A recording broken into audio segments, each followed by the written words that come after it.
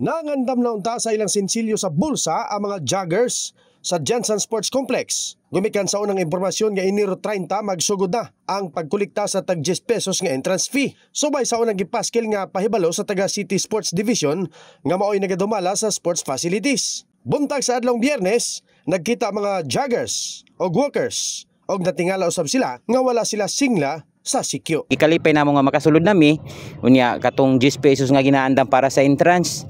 Kami prepare na punta mi pang entrance pero nalipay gyud mi nga wala pa ma-implement. So supposed to be free pang mi karon. Kay dito sa airport, mas critical dito kay mga paspas kayong sakyanan na ato maamong ginasugat para lang maka-jogging. Ang mga senior citizen nga naga-walking nagpadayag usab sa ilang opinyon kabahin sa entrance fee. Okay lang sa mga bata nun sir, mga kuwan kay mga labi na sa mga trabaho. Yung senior sir, wala may trabaho. Kinanla naman og kuwan, alawan sa kuwan ni kung kuwan hangyo nga may libre ang kuwan senior. Katunga baka ilang babayad. Ningon ning isa nga mag-jogging-jogging naman para makakita og mga legs. Dala na sir. Ha? Dala na. Dala na. Pero dagan tinawad. Joke lang.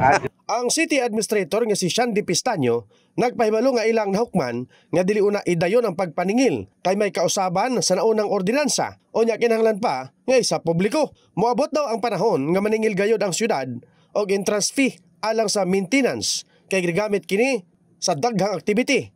Unya niabot sa 100 million pesos sa rehabilitation pa lamang. I hope masabtan sa tanan. Wala pa sa gipatupad. So until further notice. Gumikan dinhi, libre pa ang mosulod sa Jensen Sports Complex apan adunay gipaskil nga regulasyon ang taga City Sports alang sa pag-amping sa pasilidad. In the heart of changing lives, Christopher Jason sa 89.5 Brigada News FM Jensen, The Music News Authority.